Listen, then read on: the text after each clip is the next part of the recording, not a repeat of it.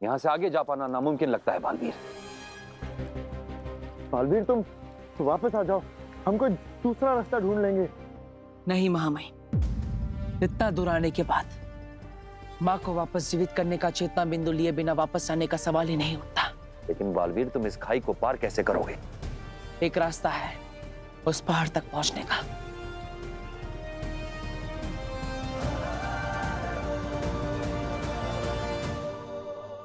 बालवीर इस कोशिश में सफल नहीं होना चाहिए, बल्कि उत्तान का डर सच साबित हो जाए और इसकी सांसें रुक जाए तो आएगा मजा।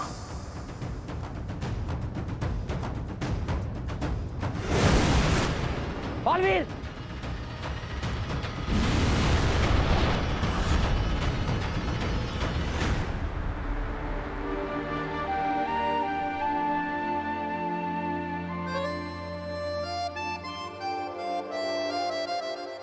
अरे काशवी बेटा, नव्या मिली?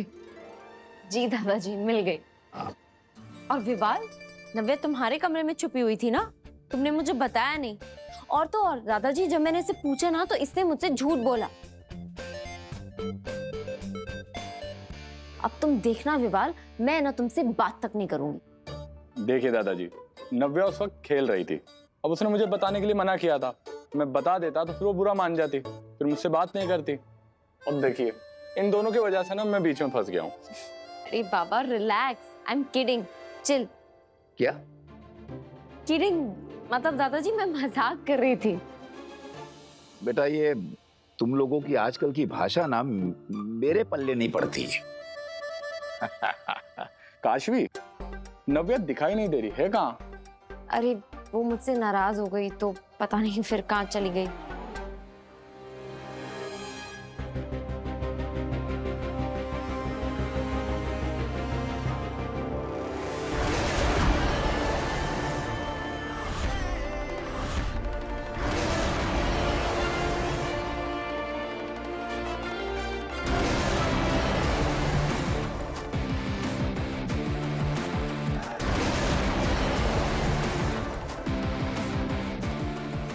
बालवीर,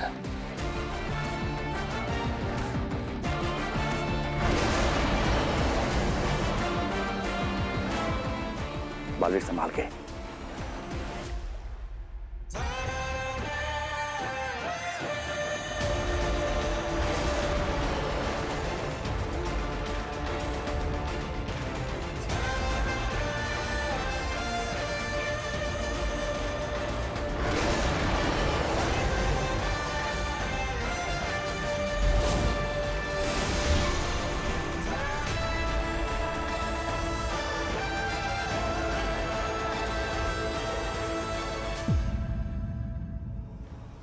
अब कूद जाओ बालवीर।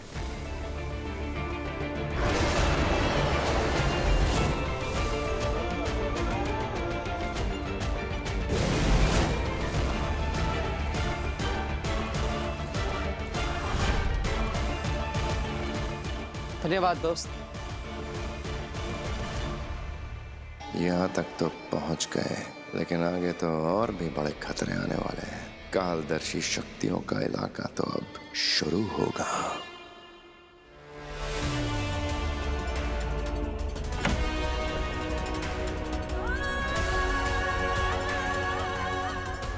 कहाँ रखा होगा विवाल भैया ने?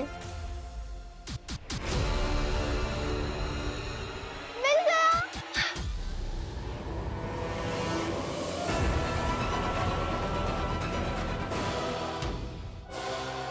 नव्या तुमसे बात नहीं कर रही, लेकिन क्यों? अरे दादाजी, कोई खास बात नहीं है, बस ऐसे मैं मना लूंगी उसे। वैसे भी नवू है ना, वो फट से मान जाती है। कभी कभी मुझसे भी नाराज हो जाया करती है, लेकिन थोड़ी ही देर में सामने से खुद आके बात करने लगती है।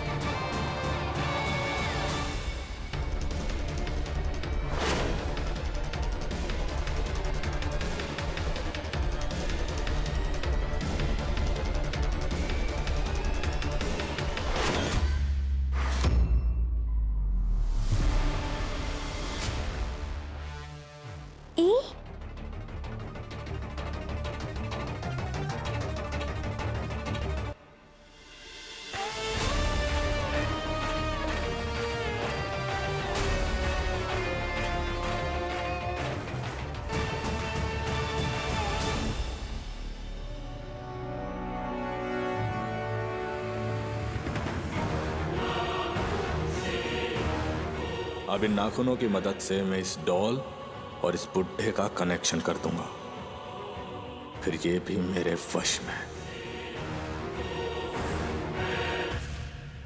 विवाल, ये तुम दादाजी के नाखून लेके कहाँ जा रहे हो? फेंकोगे नहीं? अरे काशवी, क्या समझ में नहीं आता है, कुछ भी काम करते करते ना दिमाग एकदम ब्लैंक हो जाता है। अब ये देखो, ये मेरे किसी काम की चीज नहीं है और यहाँ पे डस्टबिन भी पड़ा है, दिखाई नहीं दिया मुझे। थैंक्स। ठीक है दादाजी। यस बेटा।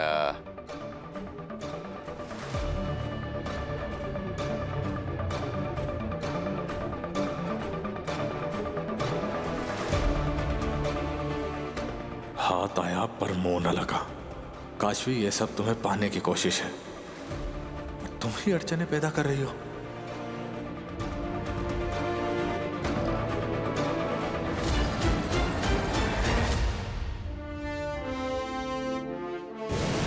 बालवीर, यहाँ कालदर्शी शक्तियों से सावधान रहना, क्योंकि जिस जगह तुम पहुंच गए हो यहाँ पे उनका प्रभाव बहुत ज्यादा होता है। जी महामाई।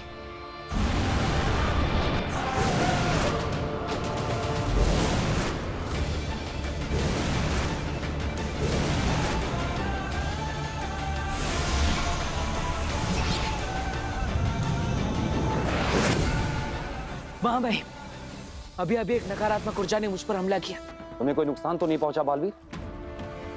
मैंने अपने ऊपर एक सुरक्षा कवच बना लिया है, जिससे वो ऊर्जा मुझ तक ना पहुंच पाए। संभल कर बालवीर, अगर ये बुरी शक्तियां तुमसे जुड़ गईं, तो तुम्हारे ना चाहते हुए भी ये तुम्हारे साथ इस कुएं से बाहर आ जाएंगी और बाहर आते ही अपना असली रूप ले लेंगी। हाँ महामाई, मैं पूरी कोशिश करूंगा कि कोई कालदर्शी शक्ति मुझसे ना जुड़ पाए, लेकिन अगर वो जुड़ गई तो मैं खुद ही बाहर नहीं आऊंगा। ऐसा कभी नहीं होगा बालवीर। अब तुम जल्द से जल्द चेतना बिंदु को ढूंढो, क्योंकि यहाँ पे तुम्हारा कवच टिक नहीं पाएगा और तुम्हारी ऊर्जा को भी खत्म करता रहेगा।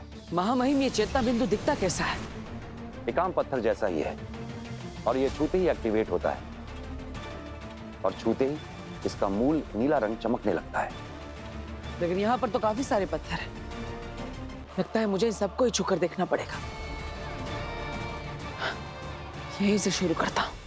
नहीं बालवीर, जब तक ये सुनिश्चित ना हो जाए कि चेतना बिंदु पत्थर कौन सा है, तुम किसी पत्थर को हाथ मत लगाना। क्यों महामहिम? क्योंकि वहां पे विष बिंदु पत्थर भी है और अगर गलती से भी तुमने उस पत्थर को छू दिया तो फौरन मारे जाओगे। उसी पल का इंतजार है मुझे बालवीर। लेकिन माँ भाई, अभी तो आपने कहा कि बिना छुए पता ही नहीं चल सकता कि वो पत्थर चेतना बिंदु है या नहीं, तो बिना छुए बालवीर कैसे पता लगाएगा? हाँ महामहिम, चेतना बिंदु और विष बिंदु में फर्क कैसे पता चलेगा? हम नहीं जानते बालवीर। ये हुई ना बात उद्दान, छोड़ दो बालवीर को मरने के लिए अकेला।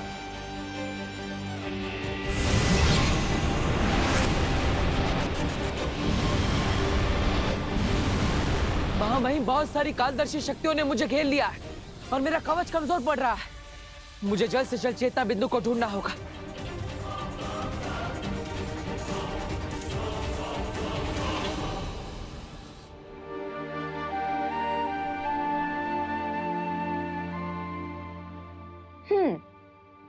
तो नव्या अभी भी नाराज है। नव्या, सॉरी कि मैंने तुम्हारा डेयर वाला पनिशमेंट नहीं पूरा किया।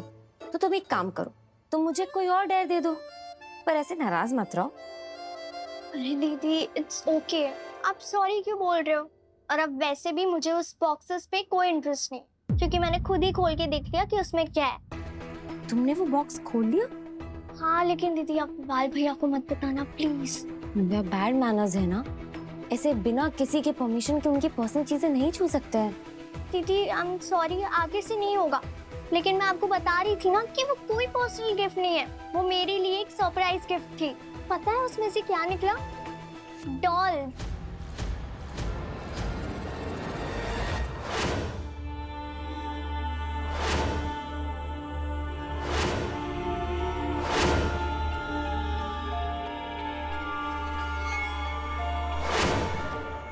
डॉल्स? हाँ, और वो भी एक नहीं, 4 डॉल्स। पता नहीं विवाल भैया मुझे छोटी बच्ची समझते हैं। उनको लगता है कि इस उम्र में मैं उन डॉल्स के साथ घर घर खेलूंगी। I am so upset. दीदी मैं जा रही हूँ नीचे।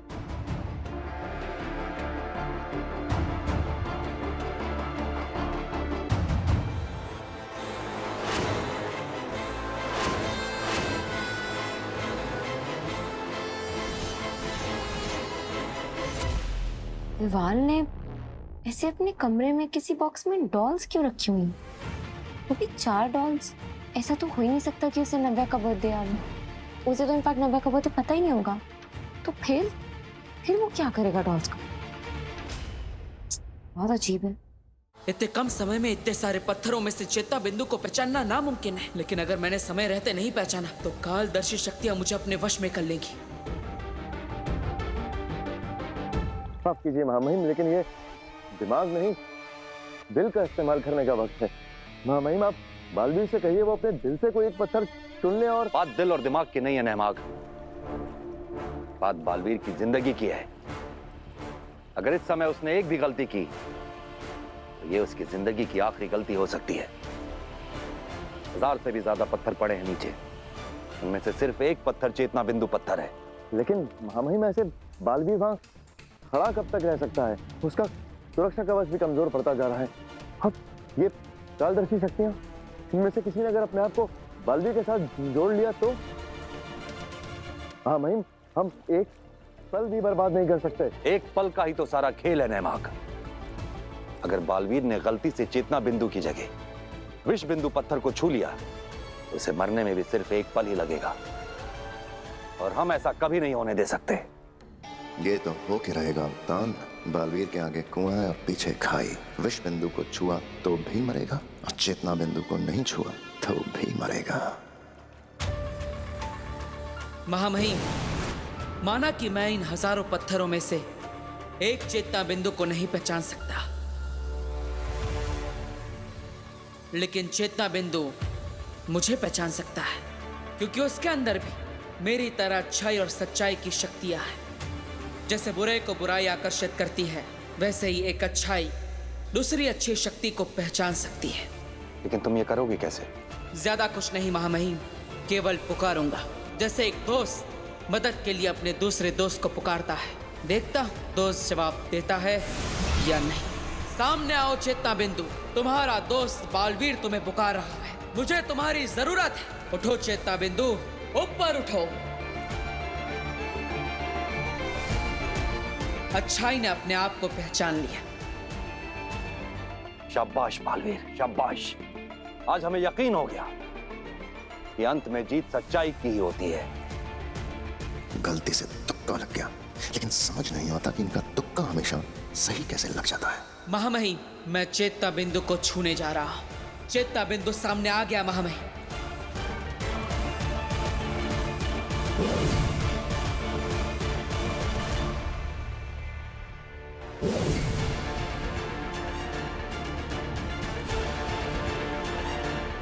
महामहिम, ये क्या हो रहा है?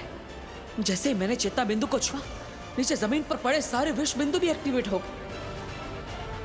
बालवीर, हमें लगता है कि चेतना बिंदु के एक्टिवेट होते ही विष बिंदु भी एक्टिवेट हो जाते हैं, इसीलिए इसे मंथन कुआं कहा जाता है। महामहिम, विष बिंदु कालदर्शी शक्तियों को अपनी ऊर्जा दे रही है, जिससे वो और मजबूत होकर मेरे कवच को तोड़ रही है। अब आया ऊंट पहाड़ के नीचे। बालवीर, आज तुम्हें मरने से कोई नहीं बचा सकता, कोई नहीं। पापा जी, क्या हुआ? आप इतना जोर से क्यों चिल्लाए? लगता है गर्दन में मोच आ गई। क्या दादाजी, क्या हो गया? मुझे ऐसा लगा जैसे किसी ने मेरा सर पकड़ के गर्दन मरोड़ दी हो मेरी। आराम से पापा जी, कभी कभी ना अगर हम ऐसे झटके से गर्दन घुमाते तो मोच आ जाती है। कोई बात नहीं, वो पेन रिलीफ स्प्रे होता है ना, मैं वो लगा के थोड़ी गर्दन पे मसाज करती हूँ तो शायद आपको थोड़ा आराम मिलेगा। बेटा सुन, किचन के पास वो कबर्ड है ना, वहाँ रखा है, ले आ तो जरा जल्दी लेके आ। आप थोड़ा सा ऐसे गर्दन घुमाने की कोशिश कीजिए।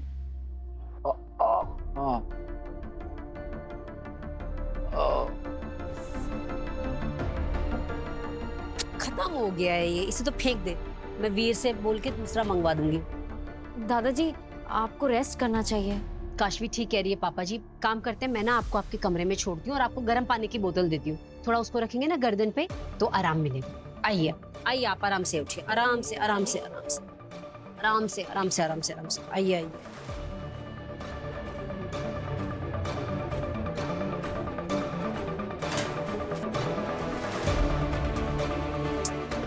Dustbin bag.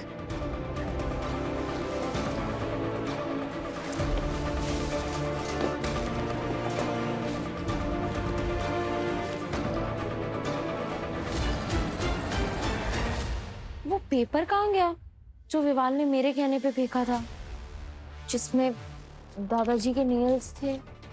किसी ने डस्टबिन खाली भी नहीं किया है, बाकी सारा सामान तो इसी में है। तो फिर वो पेपर कहाँ है? उसने मेरे कहने पर ही तो वो नेल्स फेंके थे।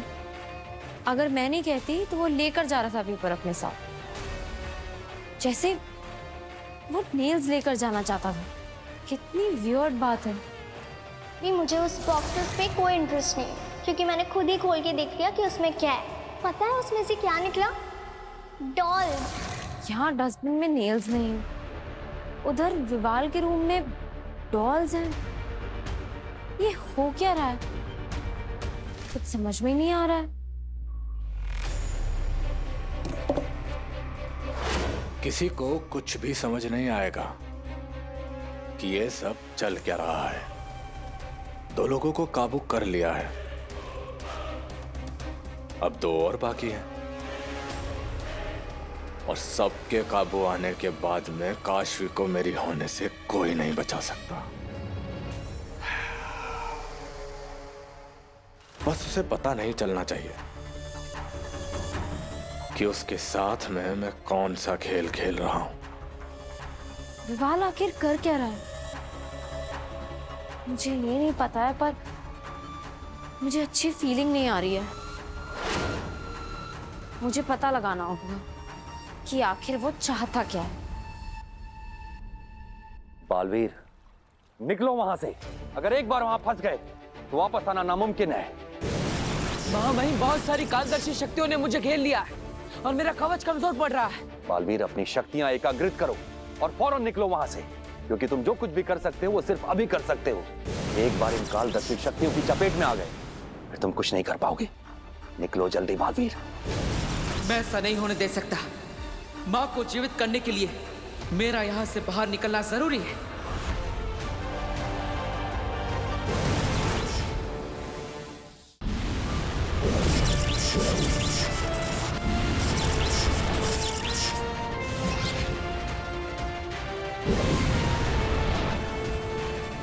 बालवीर, जल्दी करो बालवीर।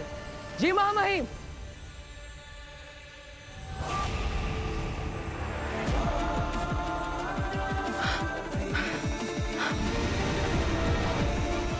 महामहिम।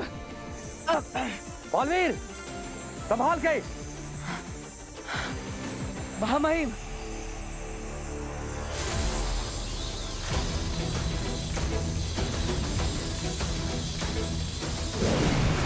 बालवीर, ठीक हो तुम? आखिर कब तक बालवीर ही जीतता रहेगा? अरे कभी तो हारो बालवीर। मैं ठीक हूँ, लेकिन पहले आप इस कुएं का दरवाजा थोड़ा सा बंद करवाइए। नेमाग, बंद करो इस कुएं के दरवाजे को। हमें बालवीर को प्रमुख चिकित्सा अधिकारी के पास लेकर जाना है। जी मामा।